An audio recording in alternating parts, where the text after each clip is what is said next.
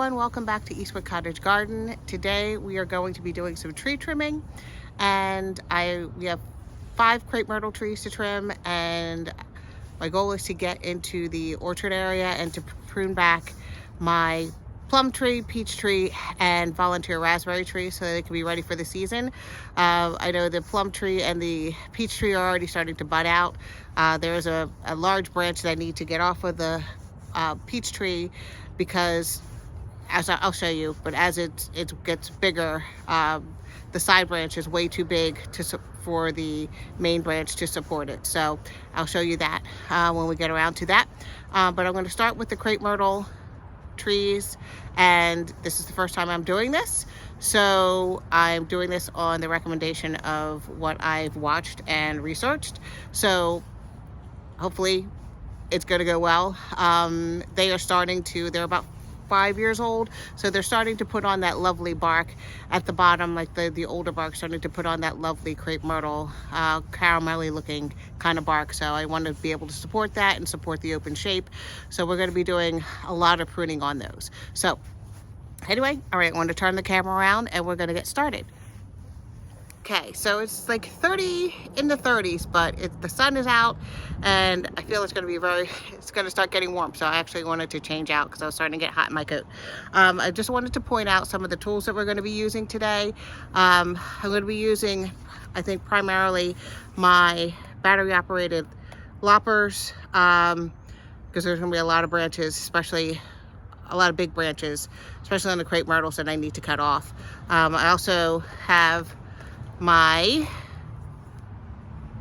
Felco pruners, which I've just cleaned and sharpened, and also some snips for the lighter branches. Anyway, so we're going to set up the camera and we're going to get started. Okay, I'm going to try not to have a shadow, and I'm going to also try not to step in daffodil bulbs, so it's going to be a bit of a tricky situation. So this is one of my crepe myrtle trees, and it is growing very well. The 5 are doing a phenomenal job. These have been here for about 5 years, and the tallest one's about 12 feet tall, and the shortest one's about 10-ish feet tall, 9.5, 10-ish feet tall. So they've done very well. This variety says 10 to 12 feet tall is its range, but as it said in the South, a bird should be able to fly through a crepe myrtle tree. So it needs to be wide enough, the branches need to be wide enough out so that a bird could fly through. So I don't know how well you could see this. Okay, you can see that. I'll put my hand behind here. So there's a lot of teeny weeny little side branches, like sucker branches, that need to come out. Also, it said that anything shorter than 4 feet needs to come out. I have a 4-foot fence, so that's going to be an easy way to measure, but like things like this are going to get cut off. So you also want to have I guess maybe 3 to 5 odd number of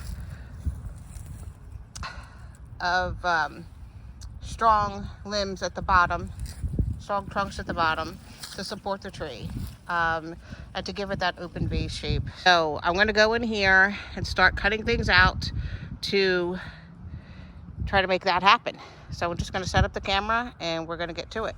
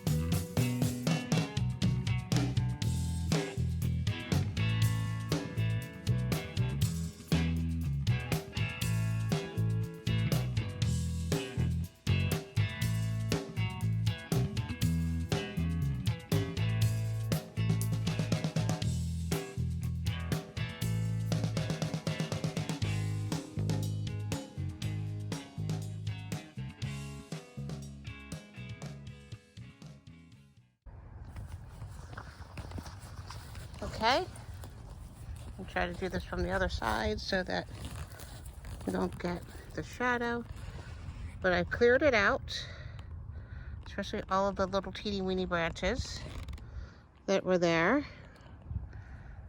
I widened it out, and we're left with the flower stalks from last year in a nice airy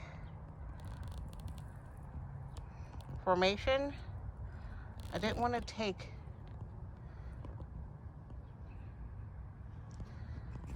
I'll try to do this without. I didn't want to take this one out because I kind of like it there. So there are 5 branches that are coming up.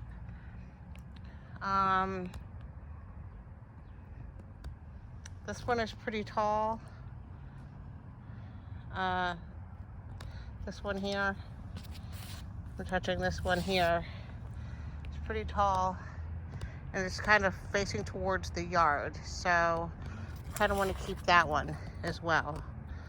Anyway, so kind of using this as a privacy hedge, a little bit, using this as a privacy hedge between the property behind me and this property. Anyway, this is what we have so far, and I'm gonna continue on with the other 4, and we'll do a walk around when we're done.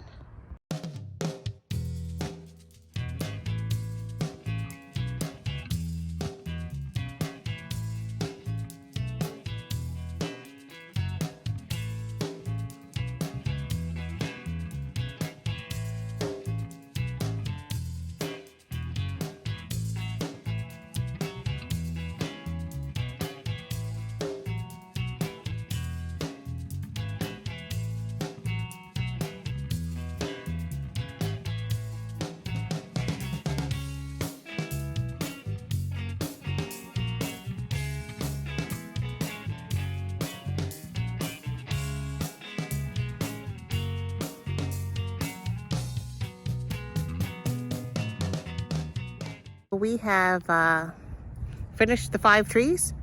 I'm going to turn the camera around so that you can see what we did. So here we are. This is the tree that's closest to the road. I cut a couple of branches off. I'm going to try to come in here and cut them down more. It was very, very tight, so it was hard to get the pruners in there. I want to see what I could do to tighten that up. But on this tree, we left 1, 2, 3, there's 4 coming out of the ground, but they branch out in such a way that it ends up being 7 that are 1, 2, 3, 4, 5, 6, 7 that are going to be going up to form the tree. And there's a nice open base shape. I can get all my hands in here.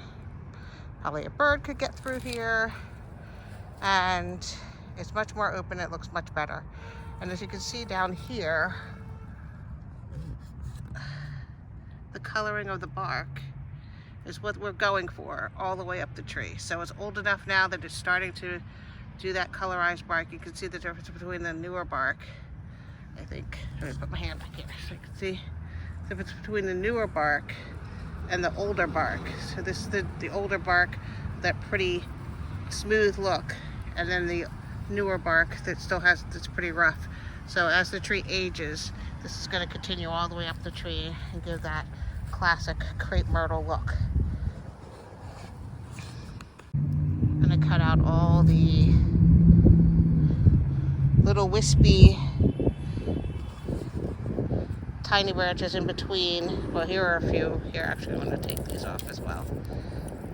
They come off really easily if they're super thin, which is what you don't want on your trees, because they're just going to take energy from the main event. So I kind of did with what I could reach. I can't climb on a ladder, so we do what we can. And this one is close to the 4 feet, but we're going to leave it to see what it does so that it fills out the shape and kind of provides balance for these 2 branches over on this side. So we'll see what we get. This one is more of a single trunk with one side shoot coming out, but as it goes up, there are more branches that are branching out. This is actually the tallest of the trees. This is about 12 feet tall. So these are the trees that are 2 crepe myrtles that are in the back of the yard going through. So now it's a nice open area and there's a lot of airflow. So hopefully it'll be very good shape for the years to come. Here's the last one. Sorry for the shadow.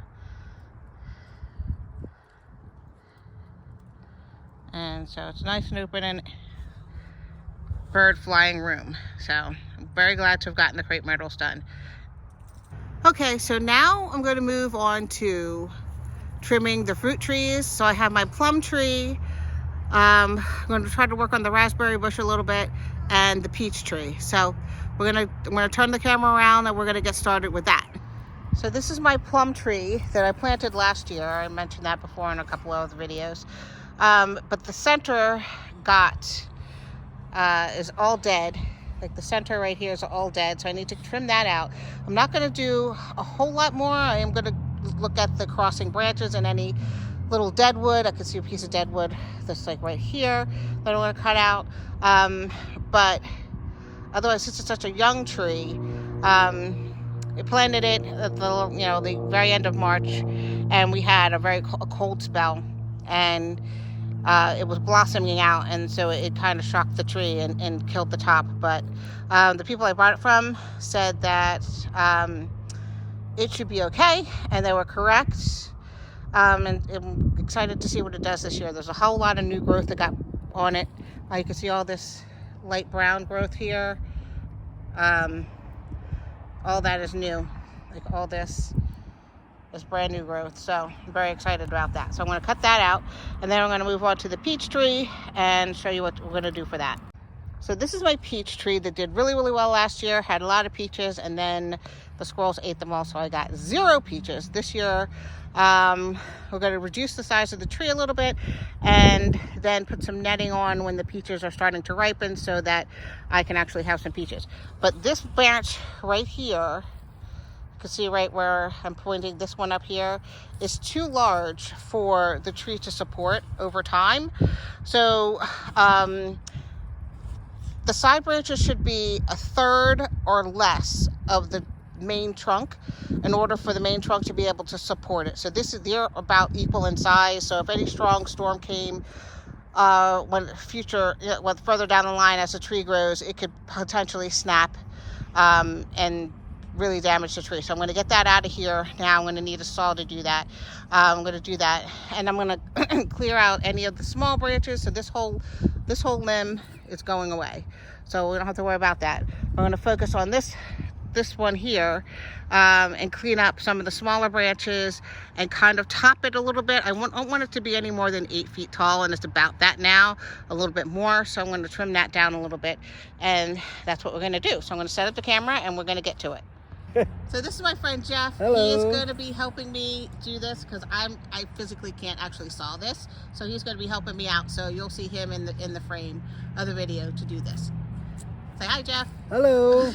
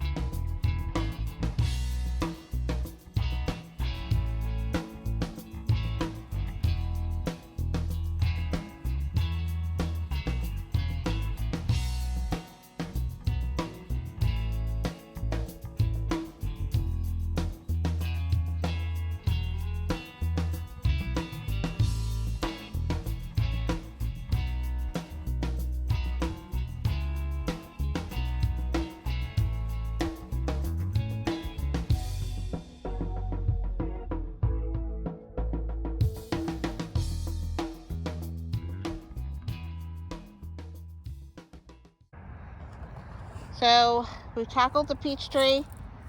Try not to step on any daffodil bulbs because there's like a million over here. Tackled the peach tree, took it down in height. So it's about, I don't know, 7.5, 8 feet tall, which is good. I'll probably hopefully be able to wrap that.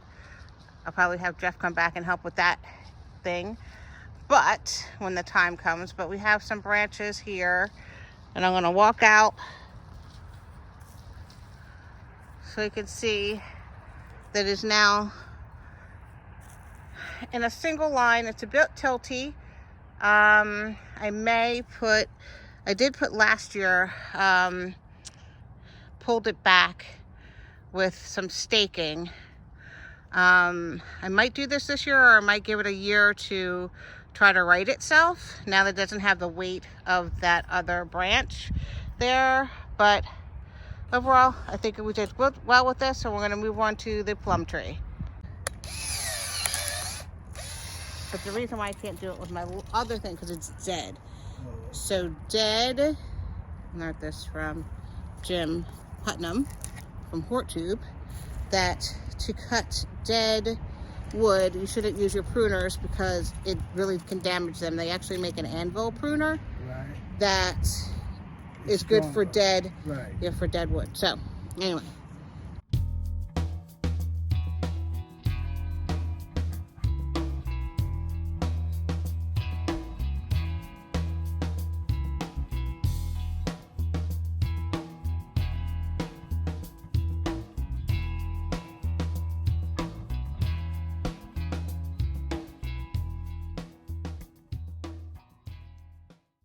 So we cut out the main central leader here, and I think I'm going to keep it as an open vase shape so that it allows for airflow, and to keep it size controlled to about 7 to 8 feet so that I can maintain it and cover it in case we have any pest issues, aka the squirrel family decides to eat any plums that may develop on this.